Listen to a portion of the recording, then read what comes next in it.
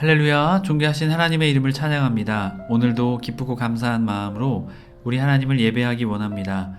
1월 27일 월요일 아침 예배를 하나님께 드리겠습니다. 기도하겠습니다. 은혜와 사랑이 충만하신 하나님 아버지 감사합니다. 주님, 어느 때까지 지체하겠느냐 말씀하시는 주님의 말씀, 주님, 더 이상 지체하지 않겠습니다. 더욱더 주님께 나아가는 우리의 삶, 우리의 삶의 매일매일 매 순간순간 되게 하여 주옵소서. 고민하는 것, 지체하는 것이 아니라 즉각적으로 주님께 순종함으로 우리의 믿음을 주님께 드릴 수 있는 우리 모두가 되게 하여 주옵소서. 우리 구주 예수 그리스도의 이름으로 기도드립니다.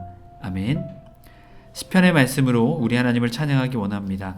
시편 145편 19절 21절까지 말씀입니다. 함께 합독하여 읽습니다.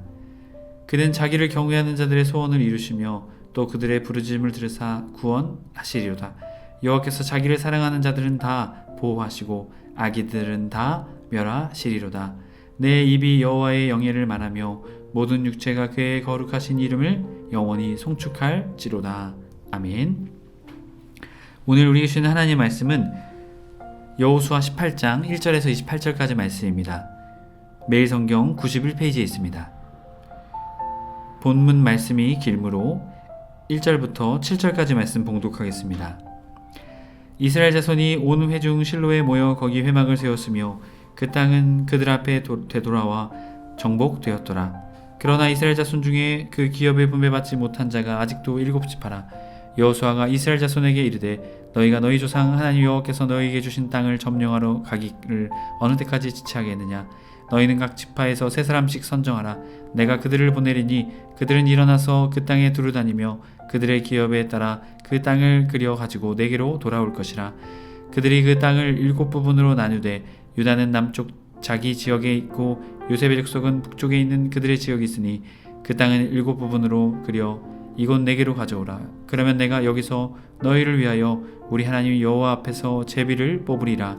레위 사람은 너희 중에 분깃이 없나니 여호와의 제사장 직분이 그들의 기업이 됨이며 갓과 루벤과 므낫세 반지파는 요단 저편 동쪽으로 이미 기업을 받았나니 이는 여호와의 종 모세가 그들에게 준 것이니라 하더라.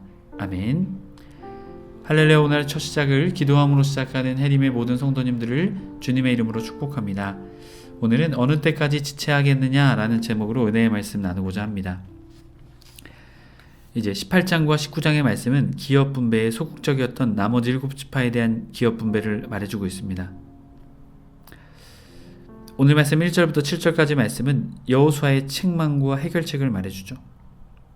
이스라엘 자손이 실로에 모여 있었습니다. 그곳에 회막을 세우게 되었죠. 길갈보다 더 안쪽으로 들어가 가나안 땅의 중심부에 위치하게 됩니다. 그래서 이 실로를 통해 회막을 세우고 그곳에 모이게 되었습니다. 그리고 앞선 말씀드렸듯이 완전히 진멸한 것, 완전히 정복된 것이 아니었죠. 거점들만 정복되게 되었습니다. 그래서 이제 나머지는 기업을 분배받고 각 지파들이 정복전쟁을 수행해야 하는 것이죠. 2절 말씀, 그러나 이스라엘 자손 중에 그 기업을 분배받지 못한 자가 아직도 7지파라. 자, 이들이 기업을 분배받지 못한 것은요, 분배받지 못할 이유가 있었던 것이 아닙니다. 자의적입니다. 이미 땅을 정복했기에 지금까지 왔던 그 길이 힘들었기에 쉬고 싶었다는 것이죠. 이미 충분한데 뭐 더 분배를 받아야 하나? 정복전쟁을 또 해야 하나? 했다라는 것이죠. 그러자 여호수아가 말하죠. 3절, 너희가 너희 조상 하나님 여호와께서 너희에게 주신 땅을 점령하러 가기를 어느 때까지 지체하겠느냐. 책망하며 하나님의 명령을 이행하라 라고 말했다는 것이죠. 해림의 성도 여러분, 혹시 우리의 신앙생활에서 혹시 우리가 지체하고 있는 것이 있습니까? 그것이 하나님의 말씀인데도 말이죠. 오늘 여호수아는 우리에게 분명하게 말합니다. 어느 때까지 지체하겠느냐. 어느 때까지 하나님의 말씀과 사명을 지체하고 미루겠느냐라고 우리에게 말씀하고 있다는 것이죠. 여러분, 주님의 말씀을 지체하고 미루는 것이 아니라 즉각적으로 순종하며 그것이 작은 일이든 큰 일이든 주님이 기뻐하시는 일로 우리의 마음과 믿음을 드리는 저와 여러분의 삶이 되어야 될 줄 믿습니다. 이어지는 말씀을 통해 여호수아는 해결책을 제시합니다. 3명씩 사람을 보내라. 7지파였으니 21명이죠. 그리고 기업에 따라 그 땅을 그려 가지고 내게로 돌아올 것이라. 각 지파의 수요에 맞게, 각 지파의 수준에 맞게 너희가 원하는 땅을 그려봐라 라고 말했다는 것이죠. 그리고 그것을 그들은 행하게 됩니다. 8절 말씀을 보게 되면 8절부터 10절 말씀을 보게 되면 7지파와 순종 그리고 땅을 분배하게 되죠. 그 사람들이 일어나 떠나 여호수아가 그 땅을 그리러 가는 사람들에게 명령하여 이르되 가서 그 땅을 두루 다니며 그것을 그려가지고 내게로 돌아와라. 아마도 한 7개월 꽤 많은 시간이 소요되는 것이죠. 내가 여기 실로의 여호와 앞에서 너희를 위하여 제비를 뽑으리라. 내 의미대로 하는 것이 아니라 하나님 앞에서 하겠다. 하나님의 주권대로 그것이 분배될 것이다 라는 것을 말하고 있죠. 9절 그 사람들이 가서 그 땅을 두루다니며 성읍을 따라 7부분으로 채게 그려 실로 진영에 와서 돌아와 여호수아께 나아오니 10절 여호수아가 그들을 위하여 실로 여호와 앞에서 제비를 뽑고 그가 거기서 이스라엘 자손의 분파대로 그 땅을 분배하였더라. 그것을 나누게 되죠. 결국 하나님께서는 그 사명을 지체하는 이들에게 다시금 말씀하심으로 그 사명을 온전히 감당할 수 있도록 말씀해 주셨다는 것이죠. 헤레미 성도 여러분, 오늘 말씀을 통해 우리가 또한 깨닫게 되는 것은 무엇입니까? 하나님은 7지파, 주저하고 있는, 지체하고 있는 7지파에게 그들에게 지키지 못할 일을 막 밀어붙이시는 것이 아닙니다. 그들이 할 수 있도록 밀어붙이셨다는 것이죠. 오늘 우리의 삶에도 마찬가지입니다.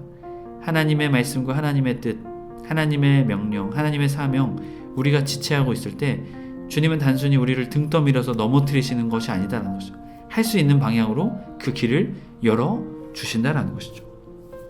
이것을 기억하시고 주님이 말씀하시는 그 명령, 지체할 것이 아니라 순종하며 나아가는 저와 여러분의 삶이 되길 축복합니다.